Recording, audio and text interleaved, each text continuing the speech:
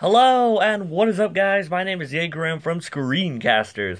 Do a deck profile update of my Masked Heroes. It's a really fun deck. I really do like it.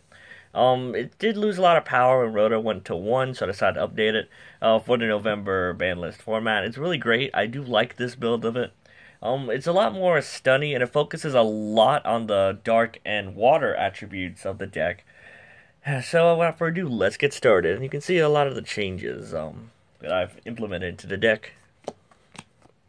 3 Shadow Mist, you gotta run her at 3, kind of self-explanatory. She searches out basically your Bubble Mans and your mass changes when she's special summoned. And she's dark for Dark Claw. 3 Bubble Man. A lot of people don't like 3 Bubble Man, but now in Heroes you kind of have to run 3 Bubble Man. The reason being is that Rota got hit. So since Rota got hit, your generic warrior support, you can't really use as much of it as you would like. So you have to replace the Rotas with E-Calls. A lot of people were doing 3 Rotas and 1 E-Call before the ban list. So basically you flip it, you flop it around, and I have 3 E-Calls and 1 Rota. So, since you have 3 E-Calls, you want to make them as live as possible, so you gotta get the Bullmans up to 3. Usually I only like them at 2, but since, Rota got hit, you kinda have to work around your deck around that, and it's pretty good. I really had no complaints with 3 Bubbleman, and plus he's more searches for your, Shadow Mist. I don't run Alias, I don't like Alias, but if you feel the need for it, you can put him in along with the Shining and a Koga. But the extra deck space is pretty tight.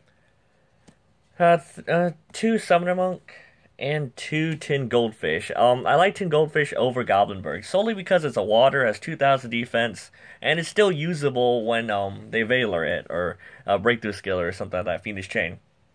I like Tin Goldfish, mainly because it's a water, so you can Miracle Fuse it into Absolute Zero. It's really nice. And also, if you, basically, it's in the graveyard, you can banish it for Ab-Zero, so that's pretty good. I do like Tin Goldfish a lot better than Goblinberg. You can try cutting a Goldfish for a Goblinberg if you feel a need for it, but you're not going to be burning your Rota for it. Most of the time, one cool thing you could do is have your Tin Goldfish and Summoner Monk in hand and a spell. So you normal summon a Tin Goldfish, special summon Monk, ditch a spell, get Shadow Mist, and all that fun things. It's really good.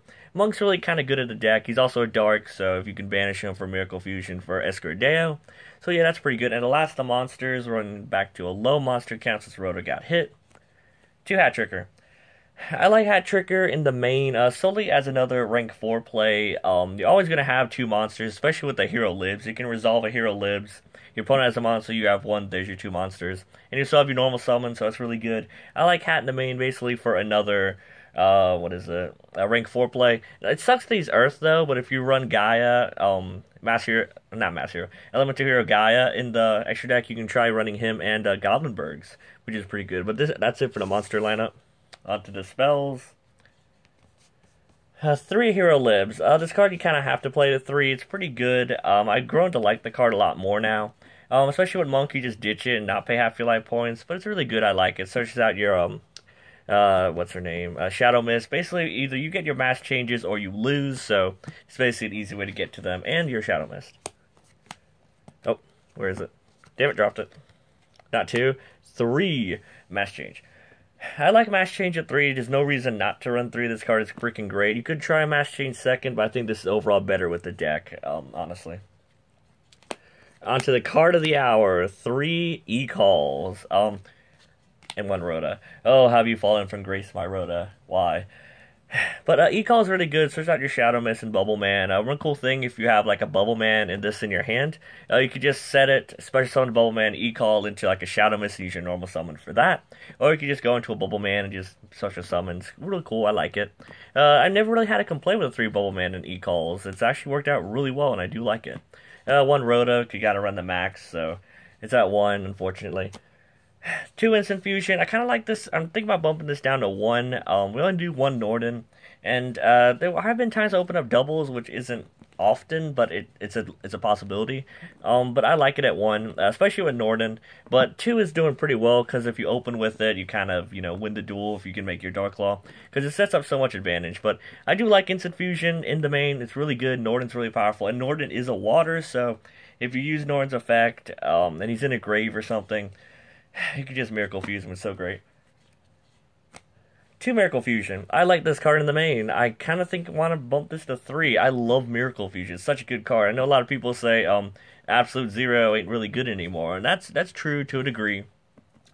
But I don't use it mainly for Absolute Zero's effect. Well, that effect. I use it basically to bring a big monster on board, which supplements your OTK potential. And the one best part about Absolute Zero is the second effect that people don't use often, that this deck can actually utilize really well, is Absolute Zero gains 500 attack for each other water on the field. So if you have Abyss Dweller with Norden's material, it's going to gain 500 from Dweller's effect and from itself, and it boosts itself up to 3,500. If you have Ragnar Zero on board with the Rebellion play, because you can rank 4 out, he gains 500. I've got him to 4,500 so many times. I make a lot of jokes of this deck. This build of the deck is Absolute Zero Turbo, because he gets super freaking big really quick, and I like him. And I make him like literally almost every duel. 2 for Mid Lance, I choose this over MST. Now we're getting into the main part of the deck, which is all the Pendulum hate.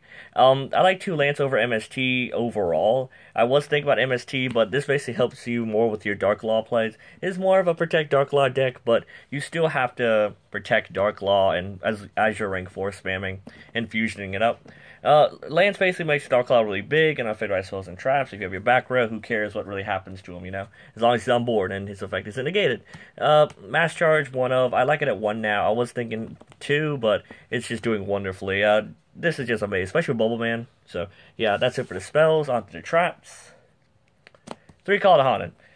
You have to run 3. I was thinking about Oasis, but that'll be in a separate time. 3 Call to Haunted, abuse your Shadow Mist, abuse your Norden.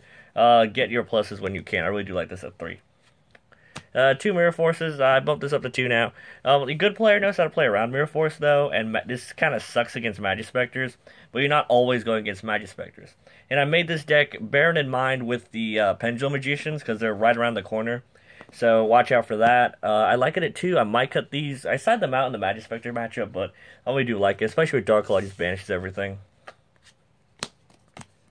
3 Grand Horn of Heaven. This card is so freaking great with Dark Law. Basically, you have Dark Law on field, they perform an inherent special summon or make it a synchro, an XYZ summon.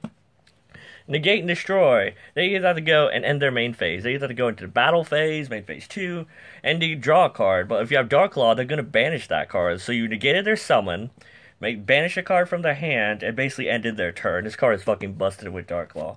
And it fucking kills Pendulums. 1 Black Horn of Heaven, because even more Pendulum hate. It's not as good against Pendulums, but I do like it.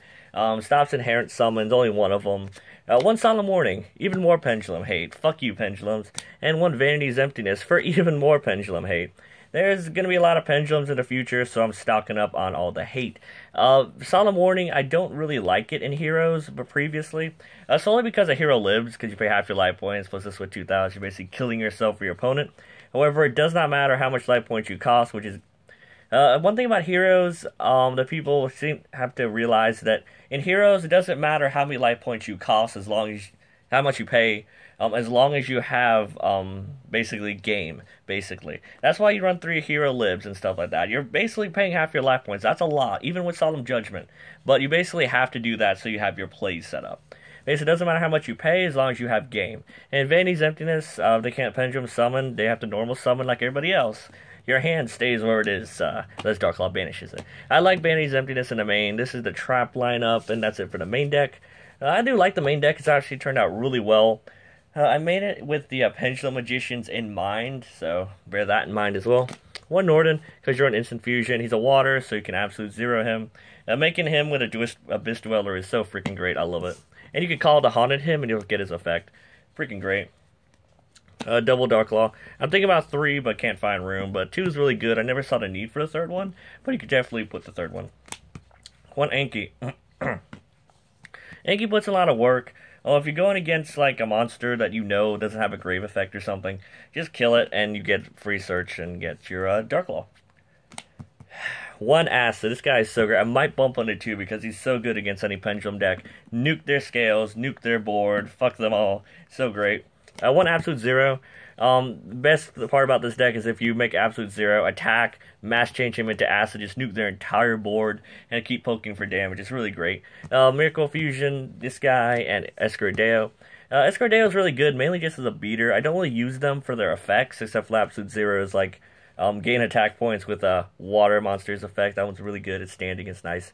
But basically, these guys are basically there for more monsters on board to kill your opponent, which is really good. So that's it for the fusions.